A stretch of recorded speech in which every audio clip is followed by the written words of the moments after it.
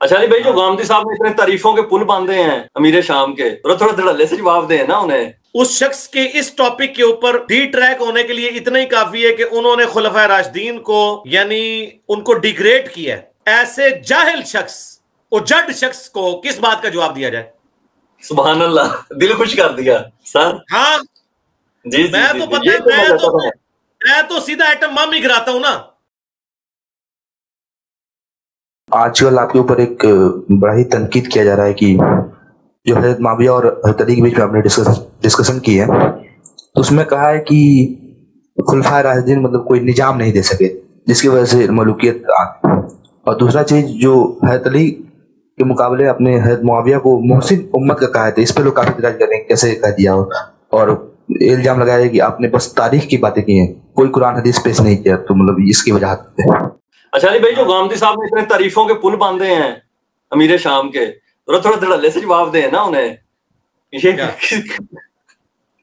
وہ جواب تو ہوتا ہے میرے بھائی کسی علمی بات کا، شڈول کا کیا جواب دوں میں؟ شڈولوں کا تو کوئی جواب نہیں ہوتا۔ وہ میرا آیا ہوا ہے بلال والے چینل کے اوپر، نہیں ریپلائی ٹو غامدی صاحب، وہ جو میں نے قرآن پاک سے رکھا ہے صحابہ کرام کی 3 کیٹیگریز۔ دیکھیں پنجابی میں ایک محاورہ ہے، چھڈو مجھ ہیٹھ تے جاندہ ڈیش ڈیش۔ ہاں اب بات یہ ہے کہ بندہ جب ایک جگہ کسی اصول اور مبادی پہ کھڑا ہو نا، پھر اس سے بات ہو سکتی ہے، جو اپنے اصول کو بدل لے۔ جی جی ٹھیک ہے، اس شخص کے اس ٹاپک کے اوپر ڈی ٹریک ہونے کے لیے اتنا ہی کافی ہے کہ انہوں نے خلفائے راشدین کو یعنی ان کو ڈیگریڈ کیا ہے، یہ کہہ کے کہ انہوں نے کوئی ایسا نظام نہیں امت کے حوالے کیا کہ یہ جو ہے نا وہ حکومت کا سلسلہ کیسے چلنا چاہیے۔ ہم ان کے اس تبصرے کو علمی تبصرہ مان لیتے، لیکن جب امیر شام کی باری آئی تو انہوں نے کہا جی امت کو شکر گزارنا چاہیے امیر شام کا کہ انہوں نے جس طریقے سے وہ سسٹم چلایا ہے۔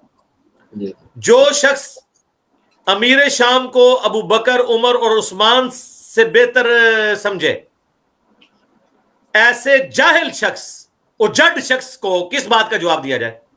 سبحان اللہ، دل خوش کر دیا سر۔ ہاں جی میں تو سیدھا ایٹم بم ہی گراتا ہوں نا۔ میں نے تو موٹی موٹی بات کرنی ہوتی ہے، ٹھیک ہے نا، کیونکہ نبی الاسلام کا فرمان ہے صحیح مسلم میں کہ جانور کو جب ذبح کرنے لگو چھری تیز کر لیا کرو تاکہ ایک ہی بار میں وہ ذبح ہو اور اسے آرام پہنچاؤ۔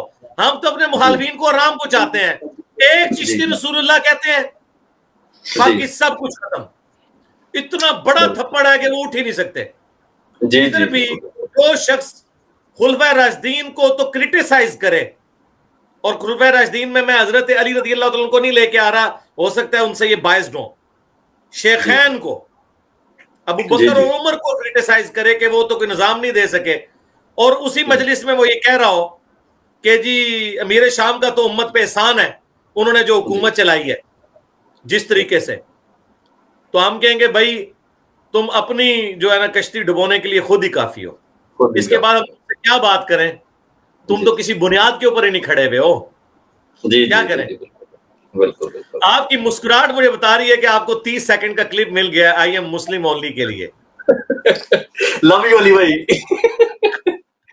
اگر اللہ تعالیٰ توفیق دے تو آپ اس ساری بحث کو سن لیجئے، اس میں بڑی وضاحت کے ساتھ یہ بتایا گیا ہے کہ اللہ تعالیٰ نے قرآن مجید میں جو اصول بیان کیا ہے، سیاسی معاملات میں اس اصول کا اطلاق کرنے کے لیے ہماری ذمہ داری ہے، اور ہم جب کسی ذمہ داری کو پورا کرتے ہیں تو اپنے حالات کے لحاظ سے پورا کرتے ہیں۔ رسول اللہ صلی اللہ علیہ وسلم عملاً غلامی کو ختم نہیں کر سکے، تو اس میں کیا معاذ اللہ رسول اللہ صلی اللہ علیہ وسلم کا کوئی نقص ہے؟ اس وقت کے سماجی حالات ایسے تھے کہ نہیں ختم کی جا سکتی، یعنی وہ چیزیں ختم کر دی گئیں جو ختم کرنی ممکن تھی۔ غلام بنانے پر پابندی لگا دی گئی، بتا دیا گیا کہ آئندہ کسی کو غلام نہیں بنایا جائے گا۔ دین نے اپنا مقصد بیان کر دیا کہ ہر مسلمان کے لیے بڑی نیکی فق و رقبہ ہے، گردنیں چھڑائی جائیں۔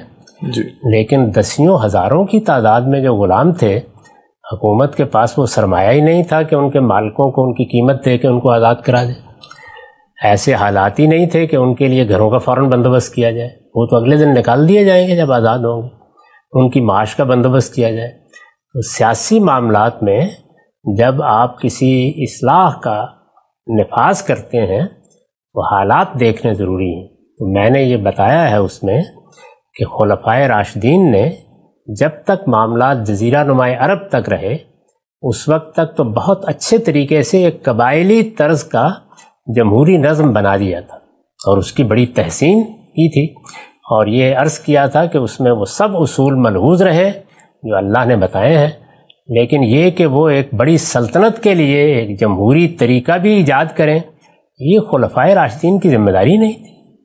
میں نے تو بڑی وضاحت سے بتایا ہے جی. اور یہ کسی شخص کی بھی بلکہ بڑے سے بڑے آدمی کی بھی وقت سے پہلے ذمہ داری نہیں ہوتی جی. یہ سمجھانے کی صحیح کی تھی. تو اس لیے یہ بات ہی صحیح نہیں ہے. خلفائے راشدین کی کوئی کمزوری، ان کا کوئی نقص نہ بیان کیا گیا، نہ ان پر کوئی تنقید کی گئی ہے. یہ بتایا گیا ہے کہ یہ ممکن ہی نہیں تھا، یہ ہو ہی نہیں سکتا تھا. اس وقت دنیا بھی وہاں پہنچی ہی نہیں تھی. یہ آج بیٹھ کے ان پر حکم لگانا ہے، اس سے اجتناب کرنا چاہیے. روکا تھا لوگوں کو اس بات سے. جی. دوسری چیز جو تھی وہ یہ بتائی تھی کہ سیدنا معاویہ نے جب یہ دیکھا کہ پے در پے یہ پوری سلطنت خانہ جنگی میں مبتلا ہو رہی ہے، اور 4 سال کم و بیش خانہ جنگی کے گزر چکے تھے، ان سے پہلے 20 سال میں جب انہوں نے نظم قائم کر دیا تو اس وقت ان کے پاس انتخاب جمہوریت اور ملوکیت میں نہیں تھا، انتخاب ہی نہیں تھا. ان کے پاس انتخاب تھا انارکی اور ملوکیت میں، تو انہوں نے اس میں ملوکیت کا انتخاب کیا. اور یہی ہر معاملے میں ہمیں بھی کرنا چاہیے. یہ تو تب ہو کہ میں یہ کہوں کہ یہ کام تو غلط ہے، لیکن یہ کہ انہوں نے کر ڈالا. یعنی خلفائے راشدین نے بھی اگر اس طرح کا کوئی نظم نہیں بنایا جو پوری سلطنت میں ایک ایوان نمائندگان بنا سکے، تو یہ تو میرے بھائی میں نے اس پورے لیکچر میں بار بار کہا ہے کہ 1000 سال تک بعد میں پوری دنیا نہیں بنا سکی، ہماری فقہ نہیں بنا سکی، ہمارے بڑے بڑے دانشور نہیں بنا سکے. یہ ایسا نہیں ہے کہ میں نے کسی جگہ بھی کہا ہو، دوبارہ سنیے اس کو، کہ یہ ان کی کوئی غلطی تھی یا ان کی کوئی کمزوری تھی. نہیں، جو ان کو حالات میسر تھے اس وقت تک انہوں نے اللہ کے دین کے اصول پر پوری طرح عمل کر کے دکھایا. جب حالات گرفت سے نکل گئے تو اب ایک دوسرا فیصلہ کرنا پڑا. اس وقت چوائس یہ تھا. سیاسی معاملات میں یہ جو آئیڈیلزم ہے جو مذہبی لوگوں میں پیدا ہو جاتا ہے، یہ میں اس پر کوئی تبصرہ نہیں کرنا چاہتا، لیکن یہ نری رومانویت ہے، اس کی کوئی حقیقت نہیں ہوتی. اس طرح کے یوٹوپیا میں صرف حماقتیں ہوتی ہیں. سیاسی معاملات اور سماجی اور معاشی معاملات میں یہ دیکھا جاتا ہے کہ ممکن صورتیں کیا ہیں، ان میں سے ایک کا انتخاب کیا جاتا ہے ہمیشہ. تو پہلے مرحلے میں جو کچھ انہوں نے کیا وہی ممکن تھا اس وقت، اور دوسرے مرحلے میں معاویہ رضی اللہ عنہ نے جو چوائس کیا، وہ چوائس اگر تو جمہوریت اور ملوکیت میں ہوتا تو پھر ان پر دوش آتا تھا. ان کے پاس یہ دوسرا چوائس موجود ہی نہیں تھا، یعنی ملوکیت اور انارکی کیا انتخاب کرنا ہے. تو مجھے بھی اگر آج یہی صورتحال درپیش ہو تو میں بھی ملوکیت ہی کا انتخاب کروں. تو اس لیے اس میں کسی کی کوئی برائی نہیں بیان کی گئی، کوئی ایسی بات نہیں کی گئی، نہ خلفائے راشدین کا معاویہ رضی اللہ عنہ سے کوئی تقابل کیا گیا ہے، نہ ان کی کوئی غلطی بیان کی گئی ہے. صورتحال کا ادراک کرایا گیا ہے اور وہ مسلمہ اصولوں کی روشنی میں کرایا گیا ہے، اور قرآن مجید کی اس تعلیم کو واضح کیا گیا ہے کہ قرآن جب کوئی حکم دیتا ہے تو اس پر عمل کے حالات کب سازگار ہوں گے اور کب دنیا کوئی نظام بنائے گی، اس کا فیصلہ کرنا انسانوں کا کام ہے. یہ کبھی سوچنا بھی نہیں چاہیے کہ اللہ تعالیٰ بھی وہ کام کر دیں گے. چنانچہ میں نے یہ بتایا کہ اس وقت جس جمہوری نظام کو ہم بہت بڑی اچیومنٹ سمجھتے ہیں، سارے مذہبی لوگ بھی اس کے عشاق ہوتے جا رہے ہیں، کن کا بنایا ہوا ہے؟ تو ہمارا بنایا ہوا بھی نہیں. تو ان حقائق کو سمجھیے از راہ کرم، اس مذہبی نوعیت کی ریٹرک سے نکل کے. ہر حال میں امرہم شورا بینہم کے طریقے پر حکومتیں بنیں گی، اسی طریقے پر قائم رہیں گی. اس سے محروم ہونے کے بعد اپنا جواز کھو بیٹھیں گی. اللہ تعالیٰ کا بتایا ہوا طریقہ بھی یہی ہے. علم و عقل کے مسلمات بھی اسی کی تائید کرتے ہیں. اس میں کسی دوسری رائے کے لیے کوئی گنجائش نہیں ہو سکتی. یہ پہلی بنیادی بات ہے. اس کے بعد ظاہر سیاسی اور سماجی معاملات میں اللہ تعالیٰ ایک ہدایت دیتے ہیں، علم و عقل تقاضا کرتے ہیں، لیکن ہر وقت اس پر عمل کرنا آسان نہیں ہوتا. اس لیے اس تقاضے کو بھی اگر آپ غور کریں تو مسلمانوں کی صفات کے اسلوب میں بیان کیا گیا ہے. یعنی باقاعدہ طریقے سے جیسے فرائض بیان ہوتے ہیں، حکم دیا جاتا ہے، ویسے نہیں بیان کیا، ایمان کی بنیاد نہیں قرار دی، ایمان کی بنیاد نہیں قرار دیا گیا، بلکہ یہ بیان کیا گیا ہے کہ اچھے مسلمان جن کے اندر اچھی صفات ہوتی ہیں وہ جب اپنا نظم قائم کرتے ہیں، سورہ شورى میں دیکھیے وہاں اوصاف بیان ہو رہے ہیں، اسی ذیل میں کہا ہے وَأَمْرُهُمْ شُورَىٰ بَيْنَهُمْ۔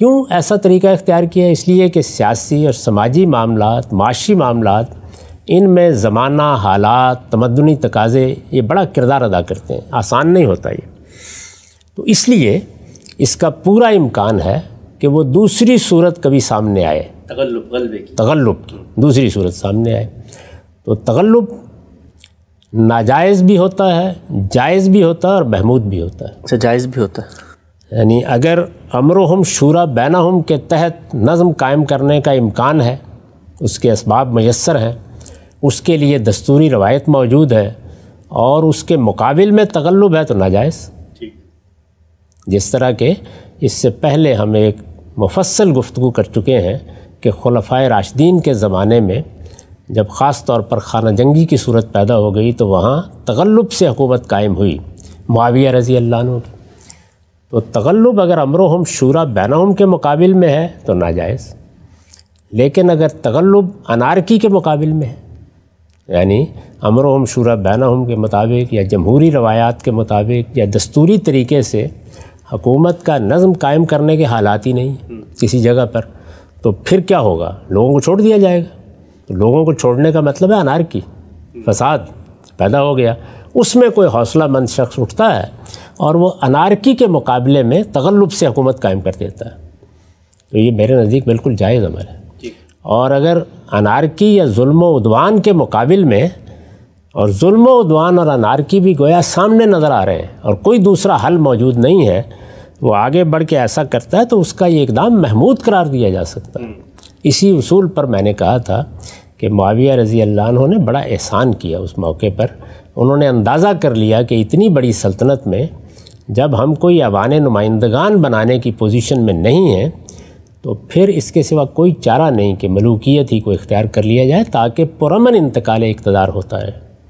اس پر بعض لوگوں نے یہ کہا کہ انارکی کے اسباب تو پھر بھی موجود رہے اور لوگ بغاوت کرتے رہے، تو یہ حقیقت ہے کہ یہ میرے حق میں استدلال ہے۔ اگر آپ غور کریں کہ اتنی بری صورتحال تھی اور اتنی سی رہ گئی، اور پھر اس کے بعد دیکھیے کہ کیسے وہ کنٹرول بھی ہوئی، خوارج کے فتنے کا بھی خاتمہ ہوا، اور بتدریج مسلمانوں کی سلطنت پھر صدیوں تک ایک نظم کے ساتھ چلتی رہی۔ تو اس لیے اگر میں خلاصہ کروں اپنی بات کا تو وہ یہ ہے کہ اللہ تعالیٰ تقرر فرماتے تھے، اس کا دروازہ بند ہو گیا ختم نبوت کے بعد، لوگوں نے اپنے حکمران کو مقرر کرنا ہے، لہذا جمہوری اصول ہی صحیح اصول ہے، اللہ تعالیٰ نے بھی یہی فرمایا ہے امرہم شورا بینہم کے طریقے پر حکومتیں قائم ہونی چاہیے، اس کی جدوجہد کرنی چاہیے، وہ جائز حکومتیں ہیں۔ امرہم شورا بینہم پر سماجی حالات کی وجہ سے، تمدنی تقاضوں کی وجہ سے، علم کے کسی مسئلے کی بنیاد پر عمل کرنا ممکن نہیں ہے۔ اگر یہ صورتحال ہے اور اندیشہ ہے کہ انارکی پیدا ہو جائے گی یا ظلم و عدوان جنم لے گا، تو اس کے مقابل میں اگر کوئی تغلب ہوتا ہے تو بالکل جائز ہے، لیکن اگر تغلب امرہم شورا بینہم کے مقابل میں، جیسے ہمارے ہاں دستور موجود، انتخابات کا طریقہ موجود، اس میں کوئی شخص فرماتا ہے کہ نظریہ ضرورت کے تحت میں چونکہ تمہاری فوج کا سربراہ مقرر کیا گیا ہوں تو میں حاضر ہوں خدمت انجام دینے کے لیے، تو یہ سری بغاوت ہے، آخری درجے کا جرم ہے، ایک کبیرہ گناہ ہے، کیونکہ یہ امرہم شورا بینہم کے مقابل میں ہو گیا ہے۔ ایسا اگر نہیں ہے، کسی ظالم حکمران سے نجات دلانی ہے، جس طرح کہ آپ دیکھتے ہیں کہ استبدادی حکومتیں قائم ہو جاتی ہیں تو بعض اوقات وہ بڑا ظلم کرنے والے لوگ ہوتے ہیں، یعنی دنیا میں صرف عادل بادشاہی نہیں ہوئے، ایسے ہی انارکی ہے، یعنی چاروں طرف خانہ جنگی کی نوبت آ گئی ہے، لوگ ہیں، جتھے بنے ہوئے ہیں، مختلف گروہ ہیں، تو اس میں کیا کیا جائے گا؟ اس میں تو کوئی آدمی اگر اٹھتا ہے اور اٹھ کے اپنی قوت کے زور پر حکومت قائم کر دیتا ہے، جس کو تغلب کہتے ہیں، تو اس کا احسان مند ہونا چاہیے کہ اس نے لوگوں کو امن فراہم کیا، ان کے لیے ایسا اہتمام کیا، بندوبست کیا۔ تو اس لیے میرے نزدیک تغلب اس وقت جائز ہوتا ہے جب وہ امرہم شورا بینہم کے خلاف نہ ہو۔ امرہم شورا بینہم کے خلاف ہے تو ہر تغلب بالکل ایک ناجائز ہے، بلکہ بعض حالات میں جس طرح کہ میں نے عرض کیا وہ کبیرہ گناہ بن جاتا ہے۔ تاہم اگر ایسی صورت نہیں ہے اور تغلب انارکی کے مقابل میں، یعنی آپ کے پاس انتخاب یہ نہیں ہے کہ ایک طرف امرہم شورا بینہم ہے اور دوسری جانب آپ ملوکیت قائم کر رہے ہیں یا تغلب کی بنیاد پر حکومت قائم کر رہے ہیں، تو آپ ایک ناجائز کام کر رہے ہیں۔ لیکن اگر دوسری جانب انارکی ہے، ظلم و عدوان ہے، اور کوئی حوصلہ مند شخص اٹھ کر لوگوں کو امن دیتا ہے، ایک باقاعدہ حکومت قائم کرتا ہے، اس کے لیے پرامن انتقال اقتدار کا کوئی بندوبست کرتا ہے، ولی عہدی پرامن انتقال اقتدار کا بندوبست ہے۔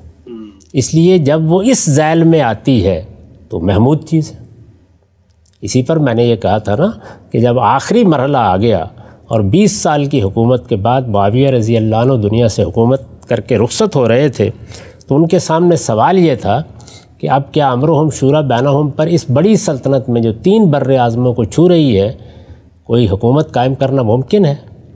میرے نزدیک کیونکہ اس کا کوئی امکان نہیں تھا، بلکہ بعد کی صدیاں گواہی دیتی ہیں کوئی امکان نہیں تھا، یعنی اس کے حالات پیدا ہی نہیں ہوئے، اور نہ مسلمان اپنے فکر میں پیدا کر سکے۔ ان کے فقہا بھی اس معاملے میں کوئی رہنمائی نہیں کر سکے، صدیوں تک نہیں کر سکے، بڑی سلطنتوں میں نہیں کر سکے، تو اس میں کسی ایک شخص کو آپ کیا دوش دیں گے؟ ناگزیر تھا ان کے لیے کہ اس موقع پر وہ ولی عہدی کا طریقہ اختیار کریں۔ تو اب خلاصہ کیا ہوا کہ 2 ہی طریقے ہیں، امرہم شورا بینہم یا تغلب۔